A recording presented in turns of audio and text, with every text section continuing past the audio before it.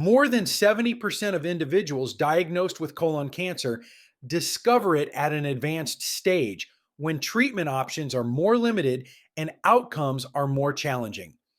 This devastating statistic is not primarily due to people willfully ignoring their doctors. It happens because in the crucial early stages, colon cancer often presents with small, subtle, and seemingly harmless warning signs. Signs that are easy to dismiss as just getting older, just stress, or just a bad digestive day. Symptoms like a persistent change in your bathroom habits, a new kind of fatigue that sleep doesn't fix, or abdominal discomfort you attribute to last night's meal. Today, I am going to walk you through 10 specific signs and symptoms that could very well save your life, not to induce fear, but to empower you with the awareness to recognize them early and act. Early detection transforms colon cancer from a deadly disease into a highly treatable one. Let's immediately interrupt a dangerous pattern of thinking. Many people wait for severe, unmistakable pain before they consider something serious. With colon cancer, that is often a fatal mistake. Colon cancer rarely announces itself with dramatic, acute pain in its early curable stages. It starts with quiet, persistent changes in how your body functions, changes that are easy to rationalize away. That is precisely why understanding these symptoms is so powerful. It allows you to be the first line of defense in your own health. Your vigilance, not waiting for pain, is what saves lives. Stay with me until the very end.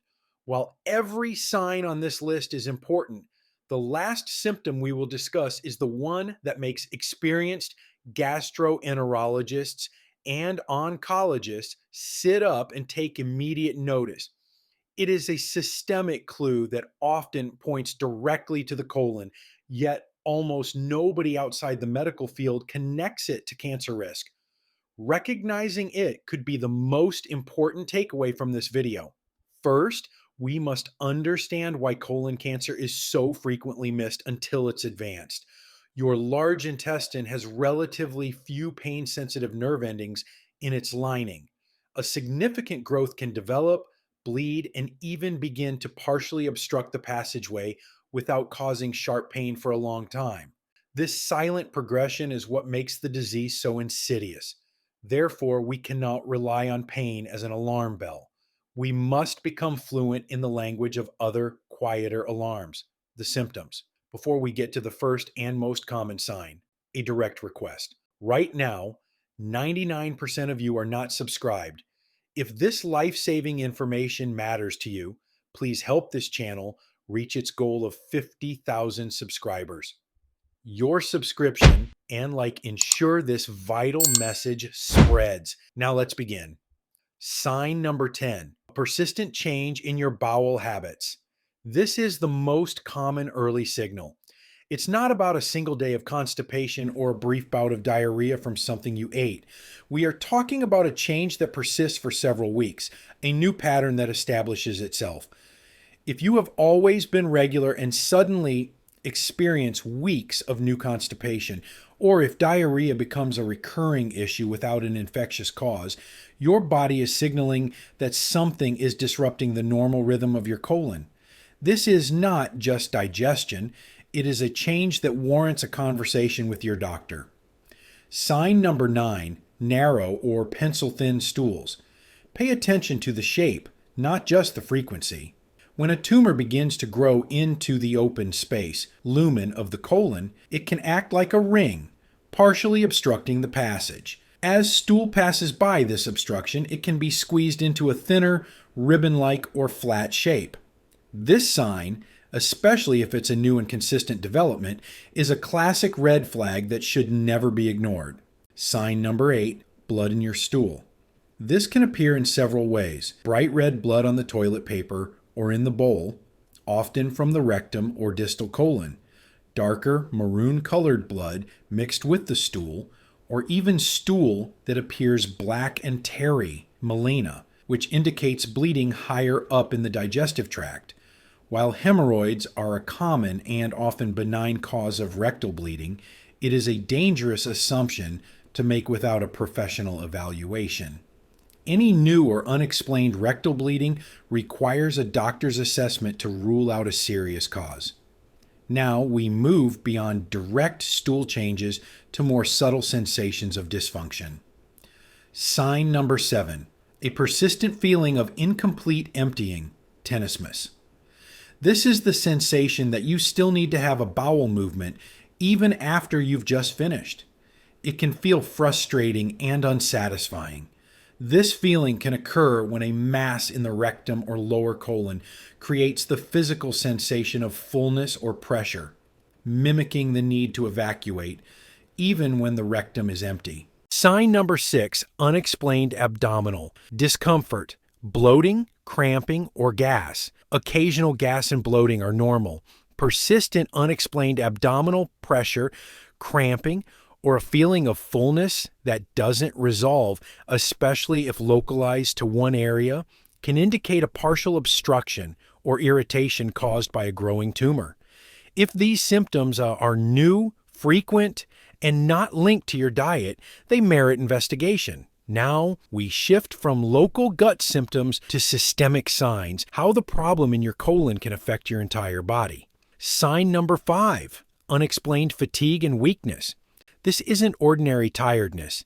This is a deep, pervasive fatigue that isn't relieved by rest. Colon tumors can bleed slowly over time, often so minimally that you don't see it in your stool. This chronic, low-grade blood loss leads to iron deficiency anemia. Your body lacks the red blood cells needed to carry oxygen efficiently, resulting in constant tiredness, paleness, shortness of breath, and a general lack of energy. If you're sleeping well but still feel drained, consider this a major warning sign. Sign number 4, unintentional weight loss. Losing a significant amount of weight, for example, 5% of your body weight or more, without changes to your diet or exercise routine, is always a serious medical symptom. Cancer cells consume a great deal of the body's energy, and the body's metabolic response to the disease can also lead to weight loss. After 50, this sign should never be dismissed as a fortunate side effect. We now enter the category of symptoms that are most easily brushed aside as general malaise. Sign number 3, a persistent loss of appetite. A sudden, lasting disinterest in food or feeling full very quickly after starting a meal, early satiety, can be related to changes in metabolism or the release of certain substances by a tumor.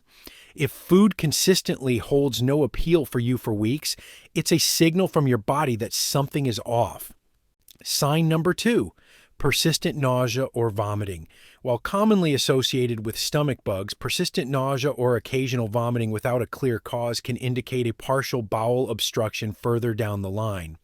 As waste backs up, it can trigger these upper GI symptoms. Finally, we arrive at the most clinically significant, yet most overlooked sign. Sign number 1, unexplained iron deficiency anemia. This is the sign doctors take extremely seriously, especially in men and postmenopausal women who are not losing iron through menstruation. If a routine blood test reveals low iron levels, anemia, and there is no obvious explanation like a poor diet or known bleeding disorder, the colon becomes the prime suspect as the source of slow, occult bleeding. This finding alone, even in the absence of all other symptoms, is a powerful and common reason a colonoscopy is urgently recommended. It is often the silent, numerical clue that uncovers an early, treatable cancer. An important message: having one of these signs does not mean you have cancer. Many are caused by far less serious conditions like IBS, hemorrhoids, or infections. However, ignoring multiple signs or any single sign that is new and persistent can be dangerous. The goal is not to panic, but to be prompted to seek evaluation. Early testing, primarily via colonoscopy, is what unequivocally saves lives. Now, let's shift from detection to powerful evidence-based prevention. These habits significantly reduce your risk. Prevention. Step 1, commit to regular screening. This is non-negotiable. A colonoscopy is both a diagnostic and a preventative tool. It can detect cancer early and, crucially, find and remove precancerous growths called polyps before they turn into cancer.